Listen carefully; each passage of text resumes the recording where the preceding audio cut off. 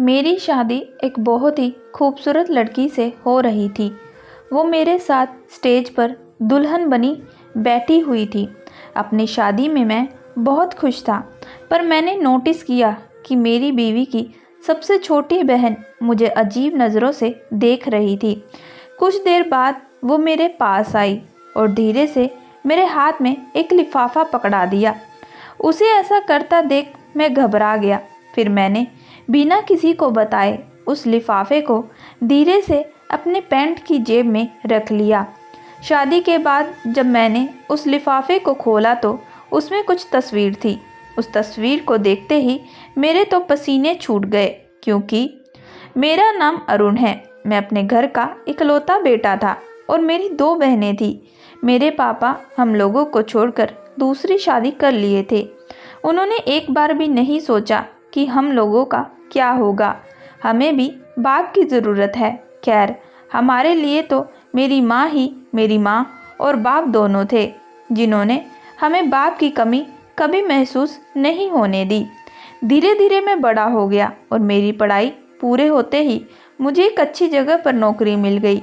धीरे धीरे करके हमारे घर के हालात पहले से बेहतर हो गए। मैं दो बहनों का अकेला भाई था। मेरी दोनों बहनें मुझसे बड़ी थी। कुछ दिन बाद उन दोनों की शादी हो गई। उन दोनों की शादी के बाद अब लोगों की मेरी शादी की फिक्र होने लगी, पर मुझे शादी नाम से चिढ़ थी, क्योंकि मेरे माँ बाप की शादी कामयाब न हो सकी। मैं बचपन से ही उन दोनों की लड़ाई झगड़े देखता हुआ आ रहा था।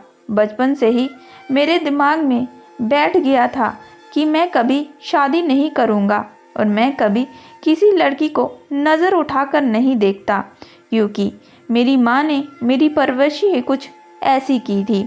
उन्होंने पहले ही मुझे समझा दिया था, किसी लड़की को देखने से पहले अपने घर के बारे में भी सोच लेना। तुम्हारी भी दो बहनें हैं। अगर तुम किसी के साथ गलत करोगे तो तुम्हारी बहनों के साथ भी गलत हो सकता है। मैं सख्त इंसान था और ये शख्सियत वैसे ही अपने आप में ज़िंदगी में नहीं आ जाती। इसके पीछे भी बहुत सारे कारण होते हैं। जिस कंपनी में मैं काम करता था, वहाँ के बॉस की बेटी थी जो मुझे बहुत बिगड़ी हुई। वो बार बार मेरे आगे पीछे मंडराती रहती थी, जबकि ऐसी लड़की मुझे बिल्कुल पसंद नहीं थी।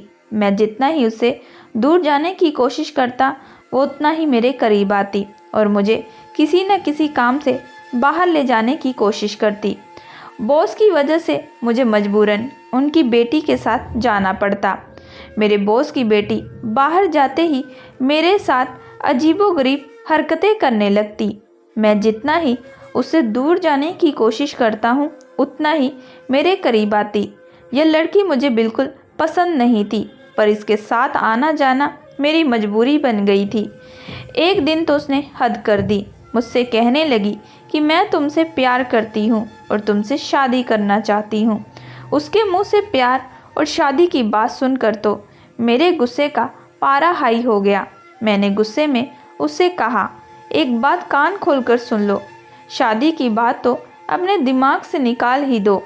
तुम मेरे बॉस की बेटी हो, इसलिए मैं तुम्हें अब तक बर्दाश्त कर रहा हूँ, वरना तुम जैसी लड़कियों को तो मैं मुंह तक न लगाऊं। मेरी इस बात पर वो गुस्से में वहाँ से चली गई और अगले दिन मेरे बॉस ने मुझे उस नौकरी से निकाल दिया। मेरी नौकरी चली जाने के बाद मेरी परेशानी बढ़ने लगी। मैं नौकरी के लिए दर दर की ठोकरें खाने लगा। कुछ दिन यूं ही गुजरने के बाद एक दिन अचानक मेरी बॉस ने मुझे अपने घर पर बुलाया। मैं जाना तो नहीं चाहता था, पर सोचा चलो देखता हूँ क्या बात है। वहाँ गया तो मैंने देखा मेरे पापा मेरे बॉस के यहाँ बैठे हुए थे। वो मुझे देखते ही खुशी से गले लगा लिए और बोले, मुबारक हो, मैंने तुम्हारा और नेहा का रिश्ता तय कर दिया है। नेहा के पापा बहुत अच्छे इंसान हैं। देखो, मेरा बरसों पुराना ज़मीन का झगड़ा इन्होंने सुलझा दिया है। अपने बाप की यह बात सुनकर मुझे बहुत गुस्सा आया। मैंने उनसे पूछा कि आप मेरे लगते क्या हैं? मेरा और आपका रिश्ता क्या है कि बिना मुझसे पूछे आपने मेरी शादी तय कर दी? मैं इस रिश्ते को ठोकर मारता हूँ। यही कहकर मैं वहाँ से चला आया। ऐसे ही कुछ दिन यूं ही गुजर गए। कुछ दिन बाद मुझे एक अच्छी सी कंपनी में दूसरी नौकरी मिल गई और हमारी ज़िंदगी फिर से पहले की तरह सुकून से गुजरने लगी कि एक दिन अचानक मेरे पहले बॉस की बेटी नेहा रोते हुए मेरे पास आई और कहने लगी, अरुण, तुम बहुत अच्छे इंसान हो। मैंने तुम्हारे साथ बहुत गलत किया, मुझे माफ़ कर दो। अब मैं दोबारा तुम्हें कभी परेशान नहीं करूँगी। प्यार का रिश्ता ना सही, पर क्या मैं तुम्हारे दोस्ती के भी काबिल नहीं हूँ? क्या तुम मेरे साथ दोस्ती कर सकती हो? उसे देखकर लगा कि वाकई में वह बदल चुकी है और मुझसे माफ़ी मांगना चाहती है। मैंने उसे माफ़ कर दिया। उसने मुझसे कहा, अगर दोस्ती की है तो इसे निभाना तो पड़ेगा। अगर तुम्हें सही लगे तो एक दिन तुम मेरे घर पर ज़रूर आना। अगर तुम मेरे घर आओगे तो मैं समझूंगी तुमने मुझे दिल से माफ़ कर दिया है। अगले दिन 1-2 दिनों में मैं उसके घर गया। उसने मुझे बड़े प्यार से चाय नाश्ता करवाया, पर चाय पीते ही मुझे क्या हो गया मुझे पता नहीं। आँख खुली तो सुबह हो चुकी थी और मेरे सामने पुलिस खड़ी थी। मुझे एक लड़की के साथ ज़बरदस्ती करने के जुर्म में गिरफ्तार करके ले जा रही थी। ये सब इतना अचानक हुआ कि मुझे कुछ समझ में नहीं आया। पुलिस ने मुझे जेल में बंद कर दिया। मैं हैरान परेशान था, आखिर ये सब मेरे साथ कैसे हुआ। शाम होते होते एक मेरा दोस्त आया जो मेरा जमानत करवाया। मैं घर जाने की बजाय हॉस्पिटल गया और अपने पूरी बॉडी का चेकअप करवाया। डॉक्टर ने बताया कि आपको काफ़ी मात्रा में नशे की दवाई दी गई थी। डॉक्टर की बात सुनकर मुझे तो समझ में आ गया कि यह सब किसने किया। मेरे बॉस की बेटी नेहा का काम था। उसकी माफ़ी वो सब नाटक था। उसके प्रपोज़ल पर मैंने उसे ठुकराया। उसे अपनी इंसल्ट बर्दाश्त नहीं हुई और उसने अपनी इंसल्ट का बदला लेने के लिए मेरे साथ यह सब कुछ किया। मैं सोच भी नहीं सकता था कि वह इतनी गिरी हुई हरकत कर सकती है। अपने साथ इतना बड़ा धोखा होने के बाद मेरा दिल घबराने लगा। मैं कुछ ना करके भी अपनी नज़रों में मुजरिम बन गया था। मुझे उस गुनाह की सज़ा मिली जो मैंने कभी की ही नहीं। मैं किसी तरह अपने घर गया। मैं बहुत शर्मिंदा था कि अगर मेरे घर वालों को यह सब पता चल गया तो मैं किसी को मुंह दिखाने के काबिल नहीं बचूंगा। जैसे तैसे करके मैं अपनी ज़िंदगी गुजार रहा था, पर मेरे दिमाग से नेहा की वो गंदी हरकत नहीं जा रही थी। आखिर उसने मेरे साथ ऐसा क्यों किया? एक दिन मैं ऑफिस में था, तभी अचानक मेरे दोस्त का फ़ोन आया। उसने बताया, तुम्हारे पहले बॉस की बेटी नेहा का एक्सीडेंट हो गया है और उस एक्सीडेंट में उसकी मौत हो गई है। उसने तुम्हारे साथ गलत किया तो उसकी सज़ा भी मिल गई। नेहा को उसकी सज़ा मिल गई, पर मेरे दिमाग में भी उसकी गंदी हरकत की तस्वीर बार बार नज़र आती कि उसने ऐसा मेरे साथ क्यों किया। मेरे दोस्त ने मुझे समझाया और मुझे इस सदमे से बाहर निकलने का हौसला बढ़ाया। कुछ दिन बाद मेरे घर वालों ने मेरी शादी ज़बरदस्ती तय कर दी। घर वालों ने कई बार मुझे लड़की देखने के लिए फोर्स किया, पर मैं लड़की देखना नहीं गया। पर जिस दिन शादी थी उस दिन लड़की को देखा तो देखता ही रह गया। वह दिखने में बहुत खूबसूरत थी। उसे देखने के बाद अपनी शादी के दिन मैं बहुत खुश था, पर अचानक जब स्टेज पर पहुंचा तभी मैंने नोटिस किया कि मेरी पत्नी की सबसे छोटी बहन मुझे अजीब नज़रों से देख रही है। देखते ही देखते उसने मेरे हाथों में एक लिफाफा पकड़ा दिया।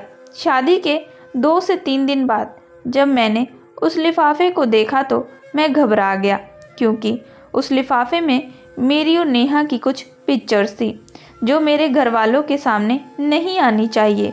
मैं यही सब सोच रहा था, तभी मेरी पत्नी की बहन सोनिया का फ़ोन आया। वो मुझसे कहने लगी, जिस दिन आपकी और मेरी दीदी की शादी थी उस तस्वीरों के बारे में भी मुझे उस दिन पता चला। अगर पहले पता चला होता तो ये शादी में नहीं होने देती।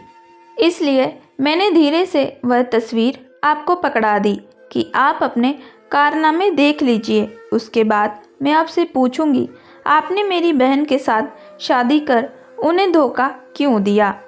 मैंने अपनी सफाई देते हुए उससे कहा, मैंने ऐसा कुछ नहीं किया, मुझे फंसाया जा रहा है। उसने कहा, ठीक है, आप वहीं पर रुके, मैं घर आती हूँ। यही कहकर उसने फ़ोन काट दिया। मैं कमरे में बैठा बहुत परेशान था। तभी मेरी पत्नी कमरे में आई और मुझसे पूछने लगी, क्या हुआ, आप कुछ परेशान दिख रहे हैं। मैंने कहा, हाँ, बात ही कुछ ऐसी है। अभी मैं उससे यही सब बात कर रहा था, तभी उसकी बहन मेरे सामने आकर खड़ी हो गई और मेरी पत्नी आरती से कहने लगी, दीदी, आपको पता है आपके पति ने शादी से पहले क्या क्या गुल खिलाया है। दीदी, इनकी जगह आपके साथ नहीं बल्कि जेल में होनी चाहिए। अपनी बहन के मुंह से यह सुनते ही मेरी पत्नी ने अपनी बहन को एक थप्पड़ दिया और कहा, बस करो, अब इसके आगे एक लफ्ज़ भी मत बोलना। शादी से पहले अरुण जी ने क्या किया मैं तो नहीं जानती, पर जब से मैं इस घर में आई हूँ मैं जान चुकी हूँ कि अरुण जी कैसे इंसान हैं या इनके साथ क्या हुआ। यह कभी भी किसी के साथ गलत नहीं कर सकते। अगर तुम इनके बारे में कुछ जानती भी हो तो इनके साथ धोखा हुआ था, क्योंकि शादी की पहली रात को ही इन्होंने मुझे सब कुछ बता दिया था। अगर ये गलत होते तो ये अपने गुनाह को छुपा सकते थे, पर जब इन्होंने कोई गुनाह किया ही नहीं था तो छुपाना क्या। अपनी पत्नी के मुंह से ऐसी बातें सुनकर मुझे अपनी पत्नी पर फ़क्र होने लगा, क्योंकि आज अगर यह मेरा साथ ना देती तो मैं कहीं का नहीं रहता। इसी को कहते हैं जीवन साथी। अगर एक पर कोई मुसीबत आए तो दूसरा उसके साथ कंधे से कंधे मिलाकर खड़े हो जाए। दोस्तों, मैं आशा करती हूँ कि आप लोगों को ये कहानी पसंद आई होगी। अगर आप लोगों को ये कहानी पसंद आई है तो प्लीज़ हमारे चैनल को लाइक एंड सब्सक्राइब ज़रूर करिएगा एंड बेल आइकन का बटन ज़रूर दबाइएगा।